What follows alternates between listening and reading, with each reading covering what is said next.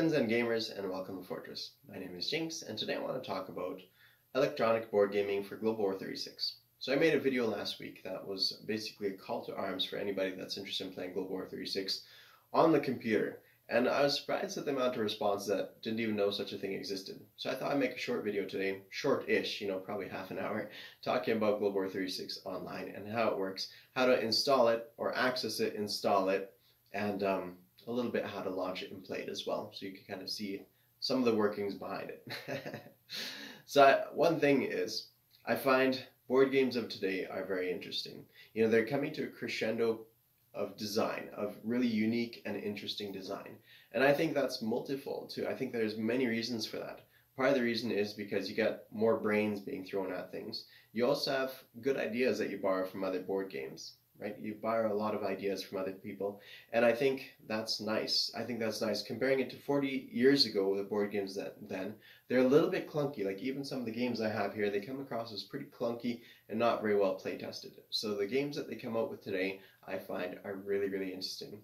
And one of the things behind that, I think a big contributing factor is they're being play tested a lot more as well. A lot more extensively, and having a lot of brains being thrown at it. Because if you throw people who already know the game or playtesting the game from a position of actually knowing it, they are kind of already in a rut. But if you throw it kind of the net really wide to the whole community to playtest, oftentimes those playtesters will find all kinds of issues that you would never have seen coming, and they actually end up fixing it before it's being launched. And I want to show you some examples of that too when it comes to the board game designs of coming out here.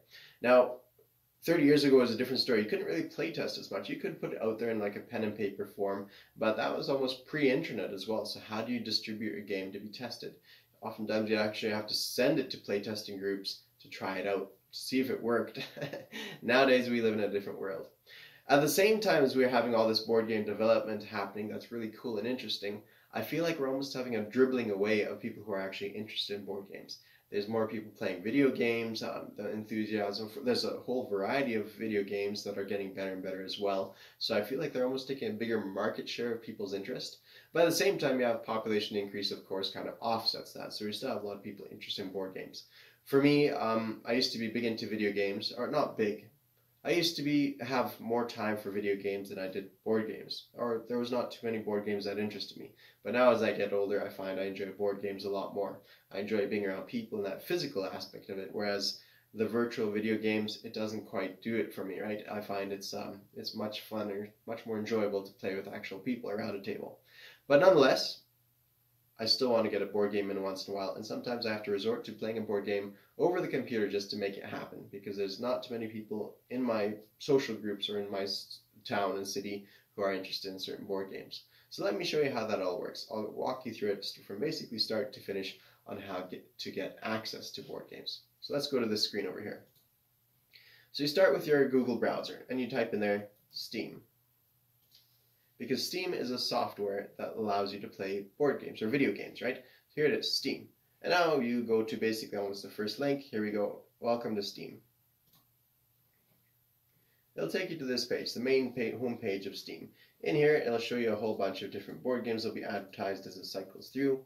And there's all kinds of different categories and stuff. But you could either play your board games here by logging in, or you simply install. And once you have it installed, then it'll install an application onto your computer from which you can actually play video games. And there's a whole bunch of ones out here too. You'll even find, Axis and Allies 1942 online, which is actually quite nicely done. So you'll find this one as well. That's quite handy. It's like almost like the old precursor to the AAA, and you can also download that on your computer as well, but not through Steam. Anyways, that's how that works. Now the game we're interested in is Tabletop. Tabletop Simulator, $21.99. It'll show up to a page something like this. You can buy it for 22 bucks Canadian and to download the game. Now it's got a lot of reviews, like 27,000, and there's a lot of games on here as well, right? Now, the games that they sell with this game, you'd have to buy for a few extra bucks. There's Zombicide here, Scythe. There's a few other ones that you might recognize, but I don't know too many of them. But there's a lot of games out here, but they all cost a price. And you won't find Global War 36 on here. That's because these games here are actually designed by the creators of Scythe and the creators of Zombicide, and they're trying to make a little bit of money from having a virtual game. You won't find Global War 36 here. You have to look elsewhere for that. So I'm going to take you to my downloaded application of Steam, which is right here. Now this here is my store page. This is after it's all downloaded and after I'm logged in. This is the store page, my store right here. I guess I go to home. Here we have a home page, right? Same story as what we saw before. Now I simply, after I've downloaded the game, I'll type it in here, tabletop. We open up tabletop over here. It'll take you to the page. You look at it over here. You see the same thing as before. You know, you scroll down, you buy it, you add it to cart, you go through, you know, you purchase it, and then it'll ask you if you want to download. And so downloads, it'll show up over here. That's downloaded. And once it's downloaded, it'll show up in your library. Down at the bottom, it'll show up in your library. Tabletop Simulator. With that, you simply hit launch and you're good to go. But before you hit launch, you actually have to get a hold of GW36. So the way to do that is, you know, store page, community hub, points shop. You go all the way here to workshop. Once you get to workshop, it'll show you all the user-made, for free, board game designs out there. Now there's a whole pile of them. You'll see all kinds of them. You know, you'll see, here's some Warcraft, 1918 and 1919 board game of some kind. This one looks like it's by GMT as well. So you can kind of open these ones up and see what they're all about. You know, hex and counter games that somebody's imported all the artwork and such to make this game work out. Here's, well, I saw another GMT game over here. And there's all kinds of them existing out here. You know, we see all the highlights over here, the top, most popular of today. Now if I type in here Axis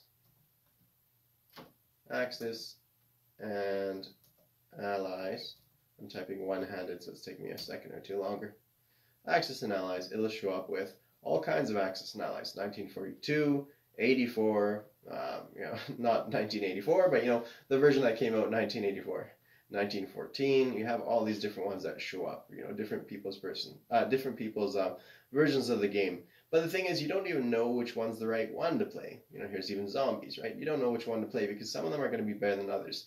Here's a 1914 by United States 105, and I saw another 1914 by The Undertaker. Which one is the correct one? Well, that's up to you. You'd have to really do some exploring, and that's not the subject of this video. The subject of this video is global war. Global war. You type it in and it will show you up some results here.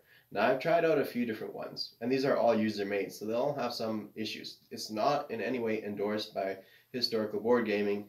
You know, they don't give any of the artwork or the model designs or anything like that, so this is all just purely fan made essentially stuff, so they'll have some errors. So you look around and try to find the one that you want to play. Now for me, I've played a few different ones, or had a look at a few different ones, and a few different ones I recognize, like Agent Washington. I used to play the Panzer Penguin. Now there's a bunch of different ones out there. This one I used to play quite a bit, but you see it's last been updated in 2017. It's a little out of date. These ones, they don't tell you always when they've last been updated. But the one I've been playing lately is this one right here, by Victor. And you see over here, one friend, Edelwolf, has already signed on to this one as well. So you can click on it and it'll tell you a little bit about the details. Sometimes it'll tell you when it was last updated, which is June 26th. So quite recently, they'll even have the patch notes. Now in this one, you see there's no buy option. You simply just go ahead and, I don't know how to get rid of that. You simply just go ahead and subscribe. That's why mine says check mark here. You simply subscribe and you're good to go. And you could even leave feedbacks and say, hey, you know, there's an issue with this. Can you fix that? And can you put this expansion in there? And that's all it is. You hit subscribe. It'll quickly download it down here, and it'll say ready to go. And once it's ready to go, then you hit play, and it'll launch up. Now it's it'll ask, you know, in what capacity you want to launch it up in VR. You simply want to just go in Tabletop Simulator, and that's basically it. It'll take a few seconds to download because it's you know, my computer's a little bit slow, but you get the idea. It'll get there when it comes to it. Berserk games. You could play regular games too, like chess and that kind of thing, right? So it does work to do all these things. Now, you could also connect with your friends through Steam. So, for instance, my name is Jinx1527. If you type in there in Steam, if you type in there, you know, add a friend and type in my name, it'll likely show up and you could add me as a friend. You could do that. I might not accept you if I don't recognize your name, but that's the idea.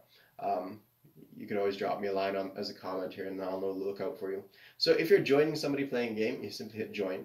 And if you have friends, they'll show up over here. If you have friends through Steam, it'll show up here. If you don't have friends, You uncheck that, and then you can see all the games existing out there. You see the server name, the game that they're actually playing, X-Wing, Transformers, Castles of Burgundy. You see all these people playing games, and some of them are available to play, like 1 out of 8, 7 out of 8, what country they're playing in, that kind of thing. If you want a more specific game with your friends, you could go here, or they could invite you directly from Steam, and I'll show you how to do that afterwards. Or you can create, and right now I'm going to create just because there's no ongoing games. So single player, multiplayer, hot seat. If it's multiplayer, the server name, friends, or if you want public, you can put a password, but friends could join you, maximum players, or just by special invite. Hot seat also works, but we're going to do single player because, we're going to need to have single player. On this, of course, you can play classic games that come for free. Cards, chess, card bots, etc. You could also play DLC, which are these ones that you have to actually buy. So you'll probably find Scythe on here, those ones that we saw earlier that were created by designers and you'd have to purchase a little bit. I don't see Scythe on here, but you get the idea. Next up, we have the workshop stuff we have downloaded. And here you can see all the ones I've got subscribed to. I have Twilight Imperium, GW36, Europa Universalis. Now, and here's also Warham, Axis and Allies 1940, 1914, 1940, 1942, D-Day, etc. Right? We see all kinds of different ones, and some are multiples of the same one. Here's 1914, and here's 1914, and so I have to find out which one is best. I want to talk about Europa Universalis. This one here has been playtested for 2 years on tabletop, and progressively they've gotten really, really good. So when this game launches, it's going to be pretty near. There's not going to be very much errata, if any at all. It'll launch and it will be like top notch right out the gate. And it's a fantastically well designed game with all these. It's got complexities, but it's got all these very streamlined complexities that makes things very interesting. Well worth checking out if you're interested in that kind of thing. It's set in the 1400s discovery of America, that time Renaissance period. But we're interested in Global War 1936. So you hit here and hit load. Now it does take a little while to load, so I'm going to let it load and we'll get right back to you. So while it's loading in the background, I want to show you how finding friends would work. So here you have your library and you have your tabletop. You see it's running in the background. You simply hit friends and chat over here. And it'll show up, I don't want to give too much away about my personal life, but here we have a few odds and ends that you'll see. Oops. All right. Here we have a few odds and ends. Now, if you want to add a friend, you simply hit add a friend right here. This little button with the plus sign, add a friend. And it'll take you to this window here. And you have a friend code. So you either you copy this friend code and email it to somebody, text it to somebody, and they could enter your friend code down here, and then you find them. Or you could send them a quick invite link by simply hitting copy and doing the same thing. Or you could try search for your name. So in my case, Jinx1527. I search, and here we go. Here's my name shows up.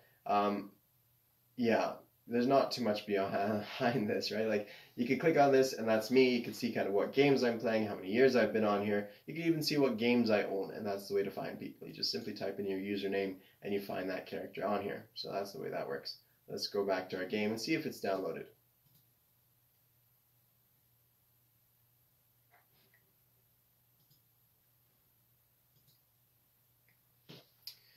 So we're at 85%, and it takes a while to load this because it's 337 pieces that you start off with. Not on the map itself, but with all the reference sheets and everything, it's a lot of pieces. Now, it has to calculate, it's calculating also gravity for each piece, lighting for each piece, and it's all got different things behind it. So some computers actually can't do this. Some computers, for instance, I tried to play Warham with a friend of mine yesterday, and that was more complicated than this, it felt like, because his computer just couldn't launch it. It wasn't more complicated, but for some reason his computer couldn't do it, couldn't keep up with it. So it was too jerky. So some computers won't be able to do it, and then don't worry about it too much. Don't worry about it too much. You just might have to give up on it. So here we are. We're all fully loaded.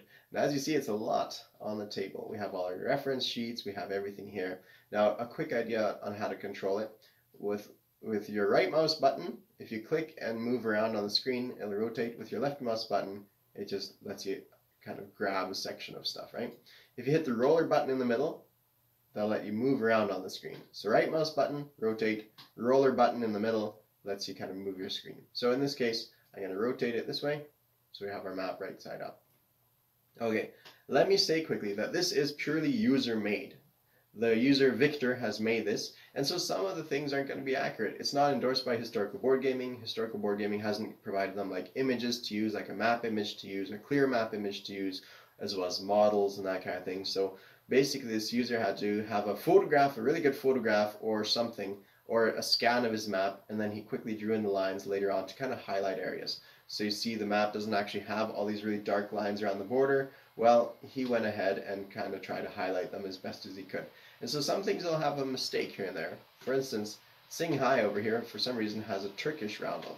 He just threw that in there. I'm not sure why, but he threw that in there. Other things that you've noticed is railways are different. Here we have the railways are little lines like this. But if you notice in your own map, you'll have two different rail gauges. You have like a Soviet or Spanish railway gauge, which the dots will be a little bit closer together, and then you have all your actual European such where the dots are a little bit further apart. So that's kind of lost in this where a person doesn't get that. Another thing too of keynote that I caught here is Macedonia. So in this guy's map, Macedonia is not, the border is not correct. So in the old map, Yugoslavia, from Yugoslavia to Thessaly, you would have to pass through Macedonia. In this one, when he looked at the map, he didn't see the line correctly, and so he drew that line right here, which is not quite accurate. But that should be easy to fix. You simply click on this line. I don't know how to make the thing smaller. I'd have to do some research. But I'd say grab a line, make it black. This is going to be way too big. And you draw like that. Done. So that's not accurate, but you get the idea. You could probably fiddle around and try to find it. And now you've corrected that border. So you can make some corrections like that too. Let's see. I think other things, some of the wording he's got for some of the territories is not quite accurate. Not so much in Europe, but in my own homeland of Canada. So here we have the old terminology from version 2. Labrador should be what? Ontario? Oh, sorry, Quebec. And then Labrador should be up here, and Newfoundland up here. And this island here should be St. Pierre Island. So you have everything a little bit different. Convoy lines too are also not named correctly, and but everything else more or less is correct. More or less is correct. Like not everything. Some other territories have made their way, are still on this map. You see Ifni, that's from version 2, and a few other territories as well that no longer exist. They've put kind of back into this. So it's not going to be 100% accurate, and I'm not sure if this is the best map to be playing with, but nonetheless, this is what we got. Is Goa over here? Goa isn't over here. So you get the scoop. You get how it all is. So you have to make some exceptions for it. Perhaps Historical Board Gaming will offer a nice clear version of this so that we could play our games online here, because I think most people who would play it here are going to own a copy of the board game anyways. I think you just can't get away from that personal physical experience. So that's just a forewarning of the quality of this. And other people might find a better quality one out there. For me, this one by Victor seemed right, and I'll have another look around later to try to find a better version. Okay, so we know a little bit how to move around the map. You saw me use this pen to draw stuff. You could draw this stuff as well, but you don't really need to. Okay, so one thing here is users. So I'm up here as the host. I could change my color. If I click that, you'll see I can now choose a color. If I choose blue, then I'm kind of the French player, and you'll see my name shows up here. And I can still grab everybody else's stuff, but you'll see my hand is blue. And so that helps when you're trying to identify who's looking at what. Now, one button that's quite handy is if you hit tab on your keyboard, you can drop these little arrows down, and you can hit it multiple times, right? And drop multiple arrows, and they'll bounce there for a little while. And that's one way of kind of highlighting an area. Hey, look over here. I'm looking at this part of the map. I'm doing a battle right here. Another way of doing it is if you click and hold tab, you can actually draw a little ruler marker. And the reason that's useful is if you're trying to catch somebody's eye, if you click on a point and draw a massive circle like this, people's eyes are naturally drawn to the center, and so sometimes you might not see that little bouncing arrow bouncing there, right? Your eye might be busy, especially if something else is moving here. But if you draw this circle here, it'll quickly draw their attention to a specific part of the map. That's my experience, little tip. Okay, you can also add text if you want to. There's a few things that we'll just walk through. So that's how to choose a color. Change color, spectator, or game master, or spectator. Brown. Must be brown now. I think brown is Italy, and it'll rotate the game as needed. So we're going to go back to USA. Okay, you can also change your team. Not that it matters, but here you go. You could be Diamond Team or something like that, right? Just to make that work out. And let's go back to the map. So the map, the pieces are smaller on the map, but that's okay. It's not an issue at all. The pieces look like this. You can move them by simply clicking and dragging, or you can click and drag multiples like this. You can't, it won't do the same thing for ports, but you can still get rid of them by right-clicking and hit delete, and you'll get rid of that port. Yeah, so you only need to get rid of that port only in rare occurrences, and to get it back, you might be able to right-click here, go copy, and let's see if I could do this. Oops, oh, that didn't work. I cloned the whole thing. Let's hit escape. There we go. Yeah, anyways, there's ways to get those things back, but if you don't know what you're doing, don't touch it. But there's different things to do, and maybe I need to be the game master to do it. Okay, so that's how to move stuff. You click and drag. Your fleets are nice and handy to do that as well, too. You just grab a bunch and move like this, right? Your airplane could come on and off, and it'll sit on top nicely, right? Just like that. Alright, so there we see how that all works. Yeah, you'll see that there's chits underneath some of this stuff as well. You see 1, 2, and it'll actually tell you what's there. That's actually one neat thing, is if you hover over a thing, it'll say Free French Fighter, French Artillery, French Medium Bomber, Major Factory, Airfield. It'll tell you what's there, and it'll also tell you the amount of chits underneath each one, right? So that's quite handy as well. Yeah, it leaves a little bit, you don't have to zoom in as closely to figure out what you're looking at. Republican Cavalry, Nationalist Infantry, etc. So you see how that all works, you see how you can grab stuff, you see how you can delete stuff as well. If you lose something in a battle, you simply hit delete, and it'll take it off the board. Now if you make a major mistake, you could rewind time by pressing this button here, and you could rewind a certain amount of time as well. You could rewind, 81 seconds back, kind of thing, right? Just to kind of get to a point where you want to be. These other things here, don't worry too much about them. Here's the games menu, objects, if you wanted to bring in a calculator. You can bring in a calculator into the game simply by doing that. Boom, and now you have a calculator. Digital clock, tablet, mag. This tablet will allow you to access the internet. You just type in, what you're looking for over here, and boom, you have it all set. MP3 player, like all these different things, note card, whatever else you want to do, right? You can do all these kind of different things. Music, notebook is handy. Now you see I'm playing as the green hand, so I can access my green notebook, and I can type in messages as reminders to myself. But I can't access any of these other ones. I can't access yellow, it's locked to me. I can't, the rules have nothing in there, but you get the idea. As green, you have something saved from game to game.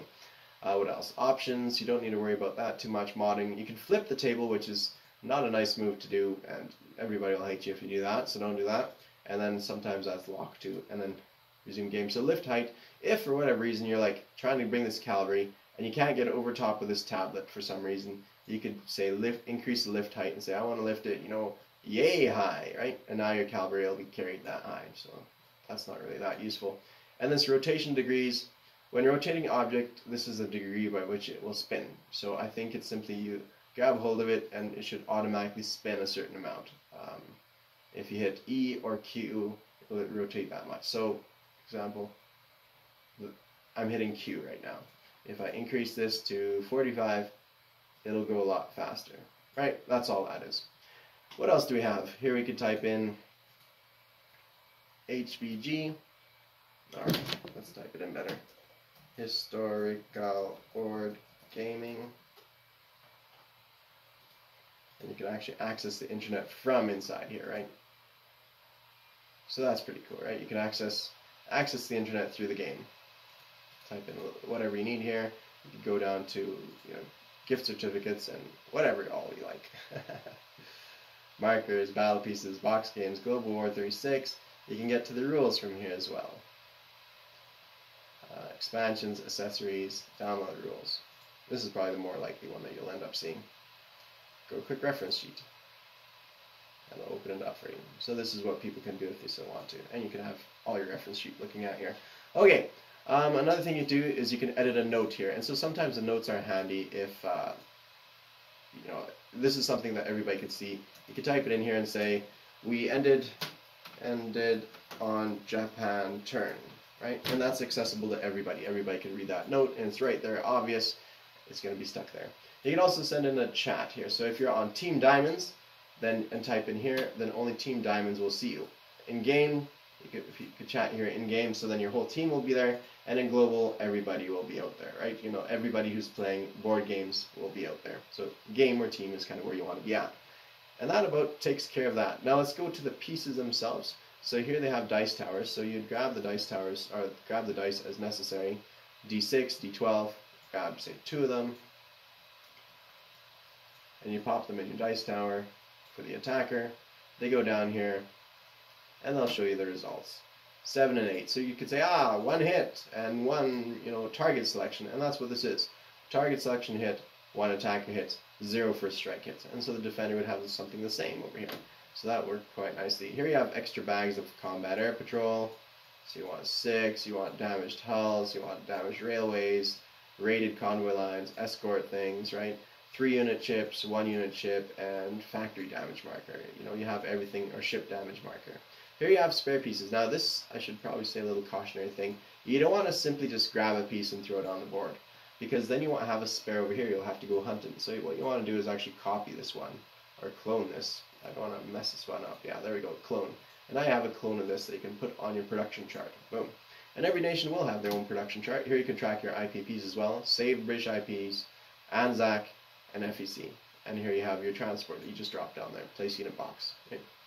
Here you have all your Commonwealth reference sheets, both front and back. You can also, well, I can't flip these over, but if because they have both sides here. But if you wanted to flip something over, you can. Let's go down to this ship and say flip, and now it's upside down. Flip, and it's right ways up. That's one way. There's a massive deer in my backyard. Yeah, there's a deer in my backyard. That's crazy. Okay, so that's how that works. We have roundels here as well. Yeah. Okay, here you have your technology chart. Here you have your IPP tracker, a couple more reference sheets, and here is the table order of nations, special fortifications, a few odds and ends. Here you have China and the CCP, Chinese commenter and stuff. Here we have neutral nation stuff, right? Spanish Civil War, Italian campaign in Abyssinia, alignment, sphere of influence, axis alignment conditions, etc. We have everything you need right here. Italy's table over here, or Germany, Italy, Japanese. This is kind of the axis side of the table, right here. So they're all going to be hanging out here. Here you have, like the facilities stuff in the neutral nations, right? And so you just, here if you want to make a copy of this, you simply go major shipyard clone, probably is the best. Clone, and I have another major shipyard. Here's a few extra notes, how to change the color, where the fellow who designed this, Victor, where he made it easy for you. And expansions.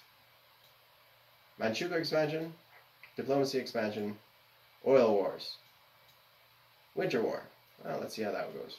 And I could drag out stuff for the winter war. I could drag out stuff for Manchukuo. There's like 4 pieces left in here kind of thing, right? Here we have one for diplomacy chart, right? So you can pull out these different expansions to play with over here. And then over here, oil wars. What does this say? Oil units, Derrick, and oil reserve, and lastly we have 1 oil unit. So here we have it. That's the way to unpack those expansions. So here we have the diplomacy chart if we want to play that. And that's basically how that goes, guys. There's not too much else to add into it. So it's fairly easy to do. Now, let's see, some housekeeping stuff is, map is quite small. So if you have a German player somewhere over here working on stuff and the Japanese player here, you're not always going to see the whole map. So the person has to also use proper courtesy and decorum, and if you're moving stuff, just have somebody watching you too. Not just for gentlemanly spirit's sake, like to have a good, honest, clean game, because it's easy to like sneak something over here while somebody else is watching somewhere else. So it's best to have a nice policy. We're just playing around here and kind of politely looking at stuff and almost saying, you almost have to have everybody watching everything, just to keep everybody honest, right? Not that there's been an issue with that, but it has the capability of it. When you're working on a map this small, where everyone's zoomed in, you might not see another hand over here. So I just say that as kind of a cautionary note as well. And that's about it, people. So I hope you enjoyed what I have to offer here. A little bit of familiarity with how to get to the game and how to play it a little bit, how to bring people to the table. Let me lastly show you how to save the game. So you hit here, game, go save, and you can simply hit save game right here. Create a new save file, and you type in which folder you want it in and the name of it, right? That's it, and it'll be saved. Boom. And you can now actually load from the same menu as you saw, GSA. So you go here, go over either overwrite, delete, or if you simply click it, it'll load from that save point you have. And then if you want to exit, you hit main menu. It should rapidly take you there, unless I'm mistaken. Understanding of that. And boom, we're back to the main menu. So I hope you enjoyed how that all went, and I hope you learned something from that as well. Thank you all for watching. Cheers!